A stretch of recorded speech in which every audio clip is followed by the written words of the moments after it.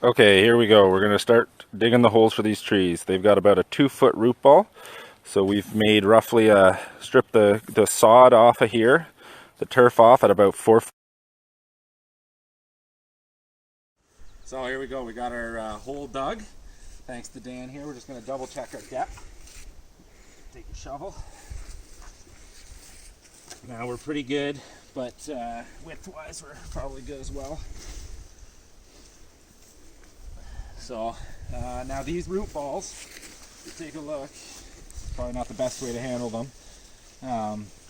Cliff, can you grab me the black hook from or Rich?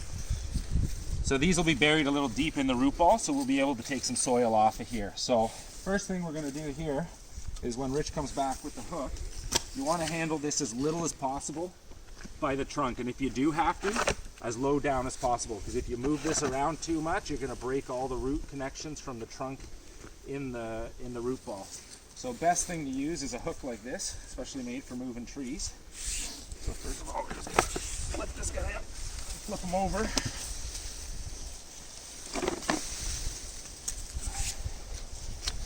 Is that wheelbarrow for me? And then we'll, it's okay, I got it. Grab that shovel, Cliff.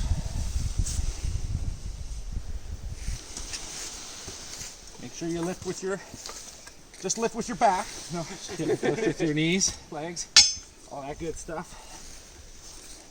Then we're just gonna lightly twist her until she just slides into the hole. Woo! Go down with her. So here we're planting these all in a nice line, so we're gonna make sure that we get them nice and lined up. Over to the middle of the hole.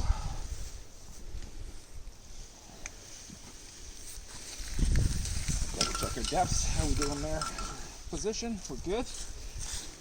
Okay, so next thing you want to do is, if you want to have a bit of soil there, and just throw some around at the bottom here. You're gonna get a little soil in around the bottom. Just to help keep her standing up. At least close. Yeah. So now what we want to do is we want to get it roughly straight on both axes. So we're going to take a good step back. If you're planting near a house, you can use something like a reference point of the side of the house. Sometimes another tree, they tend to go pretty straight as your reference point. So now again, as we move this, we're going to make sure we push close to the bottom. And if we feel any real wiggling, then you can see here, all the way around this hole, I got room for a whole foot width. So I'm going to be able to pack this soil in around here really nicely. So you have to check it a few times. If you got somebody else that can check it from the other axis. How's she looking over there, Rich? Straight. Straight? Vertical. Yes. Okay. Just gonna add a little bit more soil in here.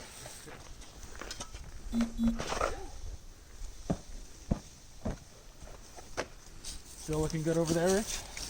Yep. Okay, we're pretty close. So pretty close is good at this point, because we still got a bit to do. We'll do a bit of readjusting after. So now we're gonna put soil in all the way around. And every couple of layers, we're gonna heel it in. So now watch my foot here. You do not want to kick with your toes or flat. You want your heel, toes up in the air, and you're kicking down in on an angle against the root ball, not straight down and not on top of this root ball. Always on a nice angle and always with the heel. Okay. Then you're going to do a little bit more. Now once you get the tree dug in like this, to a point where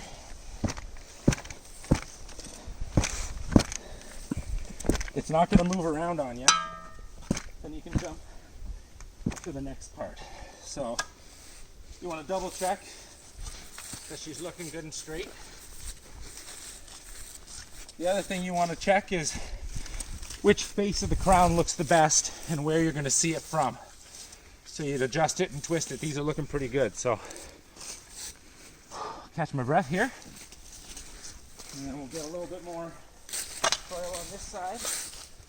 If when you go to push them, they don't want to move because they've healed in so well, you can use your shovel, or better yet, we got a pry bar around here? Pry bar. Or actually that hook. That hook will work great.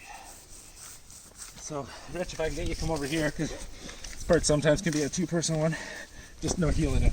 I'm gonna lift it yet. Just heel her in right beside her. Okay.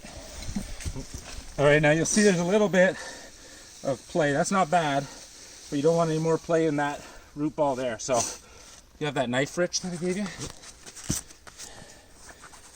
So now we're going to cut all this twine off because this is all plastic, so we don't want this in our hole with our tree. So we're going to cut this off, and a sharp knife works really well.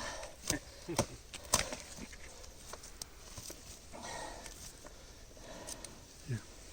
Good. You want this one? The less dull knife.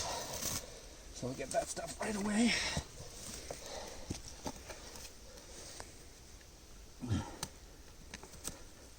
Alright, now what you want to do next is, ideally, if you've got bolt cutters, you can cut all this wire off as low as you can get it. However, in a commercial application where you may have a case of some trees not making it, or they don't get enough water or something, and we have to come and replace this tree, I like to have the wires to be able to take it out. So I'm going to push them down into the ground. Now, as long as it's planted properly, you shouldn't have too much problem with success, as long as it gets watered properly. And that's not always on the people planting it. So,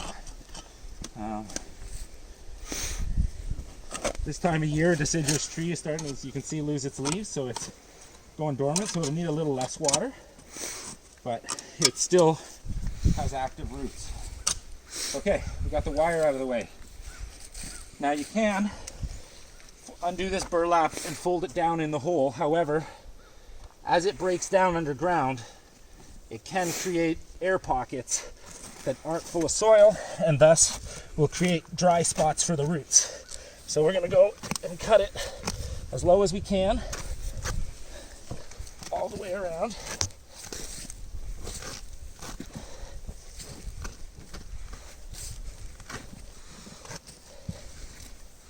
Okay, now we'll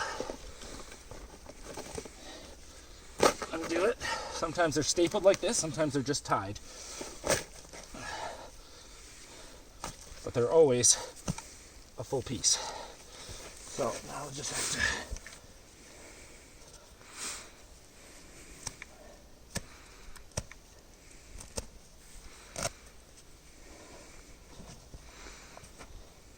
we'll edit this part. All right, we've got that away. So now, as I sort of briefly mentioned before we put the tree in the hole, sometimes with getting transferred from sizes of root balls, they add extra soil here. So what we want to do is any of this loose stuff, we want to take it away. And what we're looking for is the root flare, which is where the trunk of the tree flares right out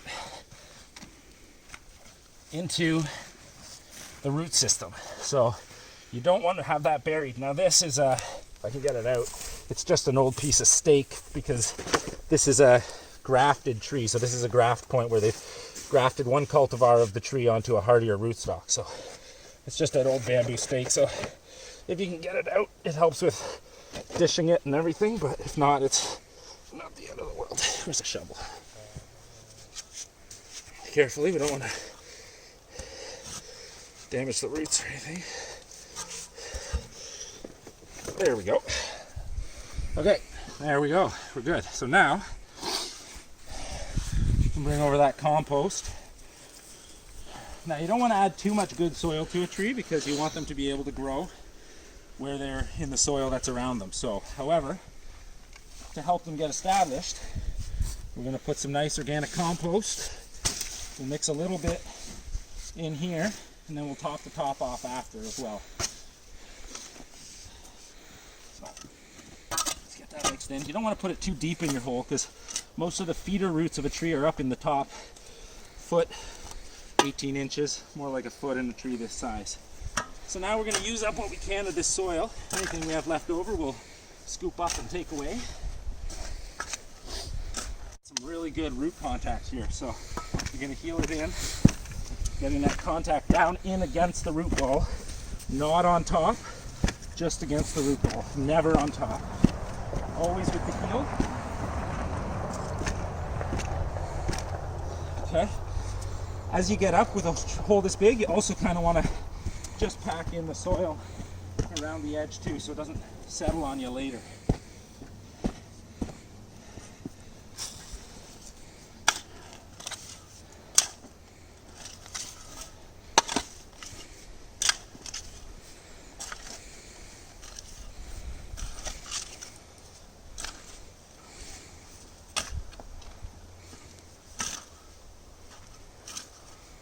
We're lucky here, we got on this hole mostly topsoil, hit a little bit of clay near the bottom. Great part about this is you get to plant a tree and you sure as hell don't have to go to the gym after. Certainly not for a leg work. Just make sure you alternate your legs. Otherwise you're walking with a funny limp. One leg's stronger than the other. Alright, I was just gonna get this topped up.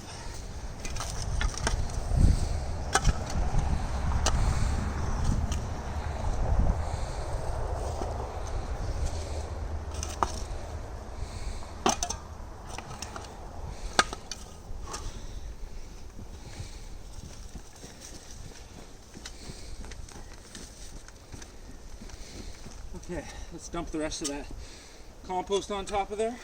Nope, just dump it. Half on one side, maybe half on the other, and we'll spread it around.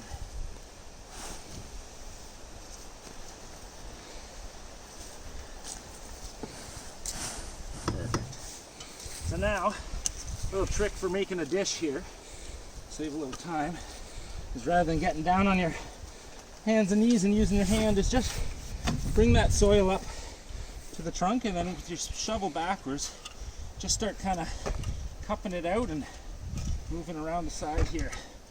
You really don't want your dish to look like a volcano or like a big fortress wall. So you're gonna dish that out, making sure that your root flare stays. And then the top of your dish, you just kind of clean it up, feather it out.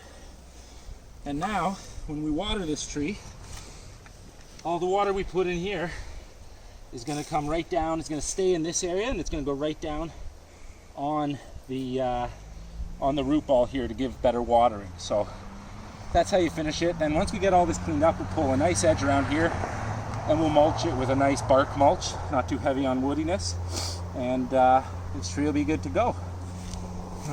Okay, if you come down here with me, just going to show you a quick. When you're planting on a big slope, on the downside of the slope, you don't want to have your dish too far down that slope because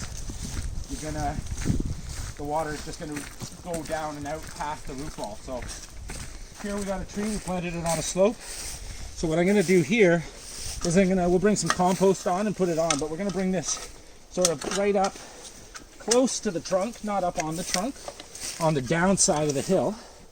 And then on this side, we're going to dish it out towards the back. And now this way, when we water here, again, that water is going to percolate down through the root ball, and it's going to move down through the root ball that way. And by the time it gets down, it'll water the front of the root ball as well. If we had the dish out here and we watered on this side, it's just all going out before it has a chance to go to the tree. So that's it. That's how you plant trees properly. You can stake them if it's in a windy area. If they're solid in their root ball and you've healed them in really well, I have found in my experience they don't need a whole lot of staking, and that's one less thing to remember to come back. Staking should only be on for at most a year.